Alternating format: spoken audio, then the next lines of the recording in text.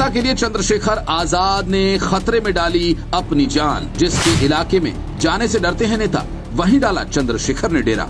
अधिकारियों को जंगल में दौड़ाया तो छूटा बेचारों का पसीना। नगीना की जनता बोल रही है कि सांसद हो तो ऐसा, जब सड़क नहीं बनती तो अधिकारियों को कीचड़ में चलवा देते हैं, जब अधिकारी नहीं सुनते तो लंका लगा देते हैं, और जब वन विभाग वाले जनता का काम नहीं करते तो सबको जंगल में दौड़ा देते हैं। नगीना के पुलिस अधिकारी से लेकर वन विभाग के अधिकारियों तक और स्वास्थ्य विभाग से लेकर बिजली विभाग के अधिकारियों तक सब लोग चंद्रशेखर आजाद से परेशान हैं, क्योंकि ऐसा सांसद उन्होंने पहली बार देखा जो अपनी जनता की एक आवाज पर सड़कों पर उतर जाता है और अधिकारियों को भी वहीं बुला लेता है। अब सोचिए कि बिजनौर में इस वक्त गुलदार का आतंक है, वो लोगों को खा रहा है, वन विभाग सो रहा है। इसके विरोध में स्थानीय लोग, भीम आर्मी लगातार स्थानीय अधिकारियों से मांग कर रहे हैं कि गुलदार को पकड़ा जाए, लेकिन जब अधिकारियों ने नहीं सुनी तो चंद्रशेखर आजाद खुद पहुंच गए। और इससे भी बड़ी बात यह कि वो उस गांव में उस रात रुके जहां गुलदार के हमले का लगातार भय है। क्या आपने इससे पहले कभी सुना था कि कोई नेता अपनी जान जोखिम में डाले?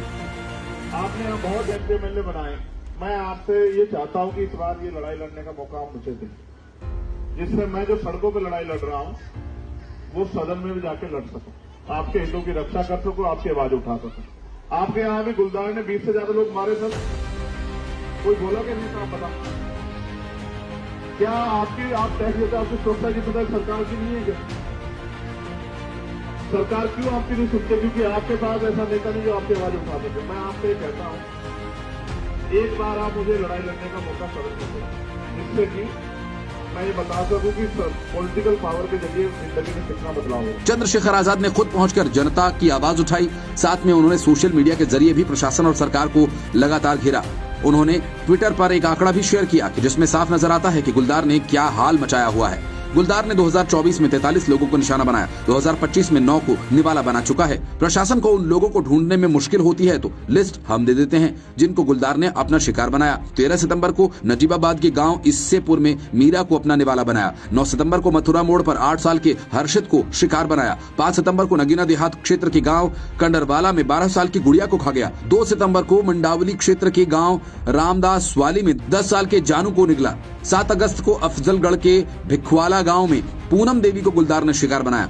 2 अगस्त को अफजलगढ़ के ही मोहल्ला मझौली में अलका को खा गया। 30 जून को मंडावर क्षेत्र में गांव कोहरपुर में 1.5 साल के मयंक का शिकार किया। 18 मई को चांदपुर क्षेत्र के गांव सबदलपुर तेली में 40 साल की शमीना को शिकार बनाया। 27 फरवरी को चांदपुर के गांव चौंधेड़ी में 35 साल की सुमन को गुलदार ने अपना निवाला बनाया। ये आंकड़े जवाब हैं उन लोगों को जो ये कह रहे हैं कि सांसद गुलदार को पकड़वाने के लिए गाँव में डेरा क्यों डाले बैठा है और इसमें इतना इंटरेस्ट क्यों ले रहा है। आप सोचिए, कितनी माओं की गोद सुनी हो गई, कितने ही बच्चे अनाथ हो गए। प्रशासन मजे से सो रहा है। उसी को जगाने के लिए चंद्रशेखर आजाद ने रात के अंधेरे में अपनी जान की परवाह किए बिना उस गांव में डेरा डाला जहां गुलदार का खतरा है। साथ ही उन्होंने यूपी सरकार से तीखे सवाल भी किए। जिस गांव में गुलदार द्वारा हत्या की गई थी, एक 9 साल के बच्चे की, उसी गांव में आज हमारा डेरा ये पड़ा हुआ है। हम और हमारी टीम आज उसी गांव में है। शर्त ये थी कि क्या तो अधिकारी कर्मचारी ठोस कार्रवाई करें, अदरवाइज हम लोगों की जान भी उतनी कीमती है जितनी आम लोगों की। तो हम लोग अपना रिस्क लेके उसी गांव में, जहां गुलदार का हमला लगातार जारी है और जहां लगातार गुलदार को देखा जा रहा है, हम लोग उसी क्षेत्र में जो है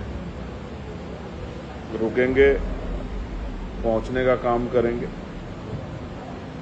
और लोगों की आवाज उठाने का काम करेंगे। ये शायद पहली बार होगा कि जब कोई सांसद गुलदार को पकड़वाने के लिए खुद जंगल में उतर गया। इसलिए नगीना की जनता कह रही है कि हमने सही सांसद चुना है और बाकी देश के लोग कह रहे हैं कि सांसद हो तो ऐसा। किसके आदेश से लगे, इसका बजट कहां से आया, इसको डीएफओ ने परमिशन दी थी नहीं दी थी, उसके कागज कहां, इसकी जांच कराएं। लेकिन आप सबसे महत्वपूर्ण ये समझो, 8 साल का बच्चा जिसकी जान गई, हर्षित, मैंने जब उसके पिता से बात की तो उसके पिता ने मुझसे कहा कि मेरा बच्चा तो चला गया, लेकिन सांसद जी किसी और का बच्चा ना जाए, ये जितनी जिम्मेदारी मेरी है इतनी आपकी भी है। मैंने उसको कहा कि अगर आपको भी चंद्रशेखर आजाद का ये काम पसंद आए तो कमेंट बॉक्स में उनका नाम लिखें, और अगर आपको लगता है कि एक सांसद को ऐसा नहीं करना चाहिए तब भी आप अपनी राय जरूर दें।